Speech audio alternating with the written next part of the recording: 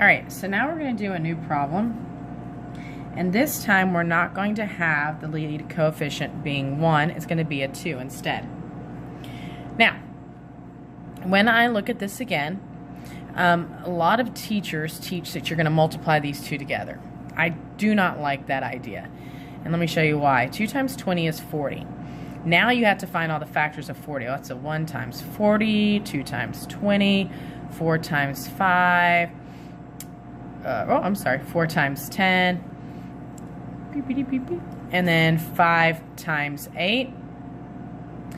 Now, that's not too many factors to have to work with, but I have seen this number go over 100, especially in Algebra 2. And I have seen students have to work through an entire sheet of paper of factors trying to figure out which one works. I don't understand why you put two things together just to pull them apart. So I do what I did with the leading coefficient being a 1. Same thing. Now, the nice thing is that this is a prime number. It's only divisible by itself and the number 1. So this is really the only thing we'd be working with. Now, if it was a 6, we'd be working with a 1 times 6 or a 2 times 3. Now, just like in the last ones, we're going to factor this side. We have a 1 times 20, 2 times 10, 4 times 5. Now, you want to exhaust all efforts with this before you ever switch it if you have multiple choices. So if I would have had the 1 times 6, I would have done that, tried all of these. If they didn't work, then I'd move on to 2 times 3. Well, I'm not even going to work with the 1 and the 20 because I know there's no way either adding or subtracting I'm going to get to 14 with those two numbers. So I'm not going to worry about that. Even if I multiplied by 2, I wouldn't get to it. So 2 times 10 I'm going to work with first. Now again, it's a positive here and adding to a negative, so I know they're both negative. So I'm going to do negative 2 times negative 10. Now this does change if this is a negative here. It can affect this. But we're not going to work with that right now. So 1 times negative 10 plus negative 2 times 2. So negative 10 minus 4 is negative 14.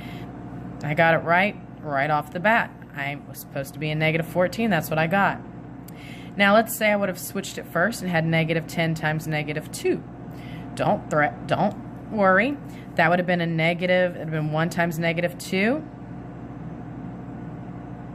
plus negative 10 times 2. And you'd got negative 2, let's see, minus 20, which had been a negative 22. Completely wrong number. You just flip the numbers. Remember, if it's the right number, wrong sign, flip the signs. If it's the wrong number, switch the numbers. I didn't have to do that. So again, it's the same exact thing we did last time. We're going to drop these on the end, so it's a 1x and a minus 10. And then these just basically switch. It's a minus 2 and that's a times 2 and a 2x. So remember that these have to multiply to that 2x squared, and they're my first terms. And then the negative 10 drops, and that comes down. Now, again, simplified version. And that's your answer. You can always check it by distributing. X times 2x minus 10, negative 2 times 2x minus 10. Guys, if you are sitting on standardized testing and you cannot for the life of you figure out how to factor something, then just take all of the multiple choices that they give you and multiply them together. And you've got all the time you need. So multiply all the different choices and see which one works. That one would work. So if this was choice C, I would have chosen choice C. All right, let's go on to a couple more.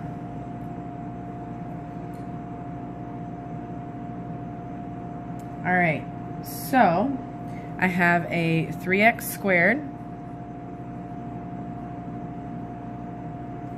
minus x minus 10. Now again, we know that the coefficient right here is going to be a number 1. Now this one's multiplying to a negative, and this is a positive. So I know now that I'm going to have a positive and negative. I'm going to factor this 3. 1 times 3. 10 can be 1 times 10 or 2 times 5. One of them has to be a negative. I'm just going to put it on the first ones. Doesn't matter right now. We'll figure it out later. So a negative 1 times 10 is negative 10. Negative 2 times 5 is negative 10. So let's try first the negative 1 times 10. 1 times 10 plus negative 1 times 3. 10 minus 3 is 7, not the negative 1 that I need. So let's move on. I'm going to keep these numbers here. I'm going to switch these. I'm going to try 10 times negative 1 and see which one works. So 1 times negative 1 plus 10 times 3, that's negative 1 plus 30. And some of you may have been like, Ms. Govea, why are you even trying that? You know it ain't going to work. There you go. If you can see it doesn't work, you can move on. Now let's come on and look at this next one. Keeping this, I'm going to try negative 2 times 5. So 1 times 5 plus negative 2 times 3. 5 minus 6 is negative 1. That's the number I need. Now let's say that you would have written it out as 2 times negative 5. You would have done 1 times negative 5 plus 2 times 3 is negative 5 plus 6, which equals positive 1. So it's the right number, wrong sign, flip the signs. That's it. Right number, wrong sign, change the signs. It's the best way to do it. Right number, wrong sign, change the signs. All right, so here we go. We're going to go ahead and drop the out, 1x and a 5. Again, these are your first terms. You know they have to multiply up here. So it's my first is 1x and a 3x, and the negative 2 just has to drop down. Now this is a positive 5. That's my factored form. Now, if you do accidentally I suggest you're always practicing it, because it does take a little bit to get the hang of this dropping and splitting. But once you get the concept and you kind of start doing this in your head, you're able to do it pretty quickly.